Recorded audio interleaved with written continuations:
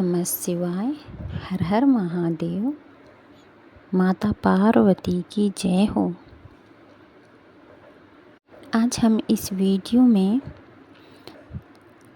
जानेंगे हरतालिका तीज कब है, किस मुहूर्त पर है और हरतालिका तीज की पूजा विधि और हरतालिका तीज व्रत करते समय कौन कौन सी सामग्रियों की इस हरतालिका तीज व्रत में ज़रूरत पड़ती है, वो हम आज आपको बताएंगे। यह हरतालिका तीज व्रत रवि समेत कई शुभ योग में किया जाएगा। हम शुभ मुहूर्त और पूजन विधि शुरू करते हैं। यह व्रत 6 सितंबर दिन शुक्रवार को हरतालिका तीज का व्रत किया जाएगा। इस दिन महिलाएं पूरे दिन निर्जला व्रत करती हैं और भगवान शिव और माता पार्वती की पूजा अर्चना करती हैं। धार्मिक मान्यताओं के अनुसार माता पार्वती ने भगवान शिव को पति के रूप में प्राप्त करने के लिए हरतालिका तीज का व्रत किया था। हरतालिका तीज का शुभ मुहूर्त काफ़ी शुभ माना जाता है। हस्त नक्षत्र सुबह 9:25 यानी कि 9:25 तक रहेगा। इसके बाद चित्रा नक्षत्र लग जाएगा जो काफ़ी शुभ माना जाता है। इसके अलावा रवि योग सुबह 9:25 से लगेगा जो 7 बजे सितंबर को सुबह 6:02 पर ख़त्म होगा। इस दिन यह व्रत रखा जाएगा। हरतालिका तीज भाद्रपद मास के शुक्ल पक्ष की तृतीया यानी कि 5 सितंबर को दोपहर 12:21 से शुरू होकर दूसरे दिन 6 सितंबर को दोपहर 3:01 पर समाप्त हो जाएगी। ऐसे में उदया तिथि को मानकर हरतालिका तीज 6 सितंबर को रखा जाएगा। पूजन का शुभ मुहूर्त सुबह 6:02 से 8:33 तक रहेगा। भगवान शिव एवं माता पार्वती की शाम को प्रदोष काल में पूजा करना बहुत ही श्रेष्ठ माना जाता है। आइए हम आगे जानते हैं हरतालिका तीज पूजन विधि। इस दिन माता पार्वती, शिवजी और गणेश जी की पूरी विधि विधान से पूजा करनी चाहिए। पहले केले के पत्तों से मंडप बनाएं। मंडप में शिव परिवार को रखकर जल, रोली, अक्षत, धूप, दीप अर्पण कर मौली लगा पूजा करनी चाहिए। भोग में मौसमी फल, पूड़ी, चंदियाँ, गुलगुला के अलावा माता पार्वती को सुहाग का जोड़ा एवं सुहाग सामग्री भी चढ़ानी चाहिए। भगवान शिव को भी वस्त्र चढ़ाना चाहिए, बहुत ही लाभकारी होता है। अंत में हरतालिका तीज व्रत कथा को सुनना चाहिए। इस व्रत का पारण दूसरे दिन सुबह नदी के तट पर जाकर 2 बार पूजन करके किया जाता है। व्रत के दौरान रात्रि जागरण कर भगवान का भजन करना चाहिए। आइए हम हरतालिका तीज की पूजन सामग्री जान लेते हैं। पूजन के लिए सबसे पहले गीली काली मिट्टी या बालू रेत होनी चाहिए।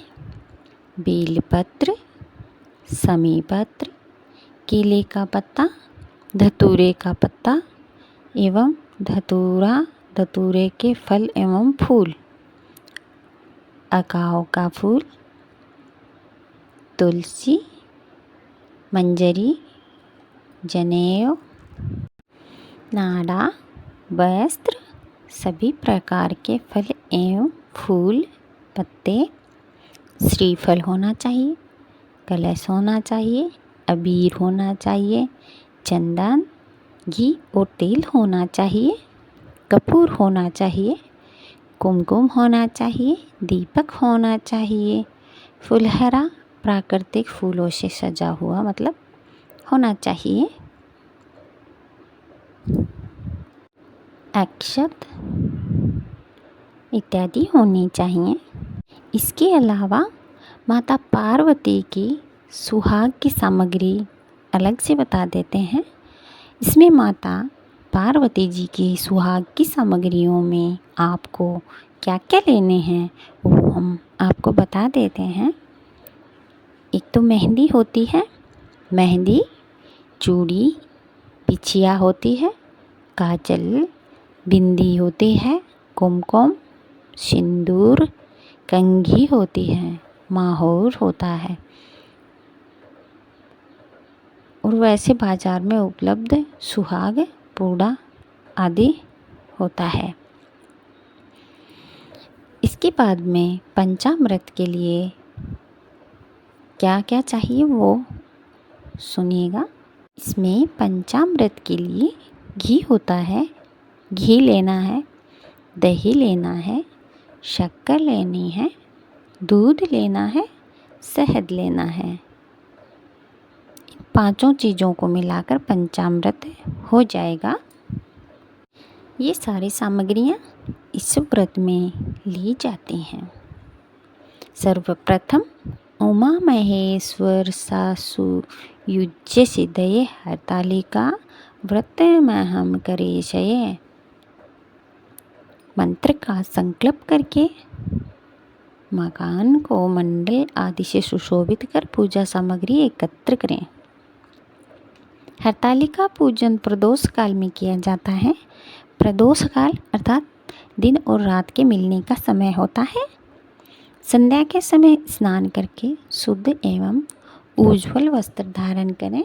तत्पश्चात पार्वती अथवा शिव की स्वर्ण युक्त प्रतिमा बनाकर, यदि संभव हो तो मिट्टी की प्रतिमा बनाकर विधि विधान से पूजा करें। बालू रेत अथवा काली मिट्टी से माता पार्वती और शिव जी एवं गणेश जी की प्रतिमा अपने हाथों से बनाएं। इसके बाद सुहाग की पिटारी में सुहाग की सारी सामग्री सजा कर रखें। फिर इन वस्तुओं को पार्वती जी को अर्पित करें। शिव जी को धोती तथा अंगोछा अर्पित करें और तत्पश्चात सुहाग सामग्री किसी ब्राह्मणी को अथवा धोती अंगोछा ब्राह्मण को दे दें।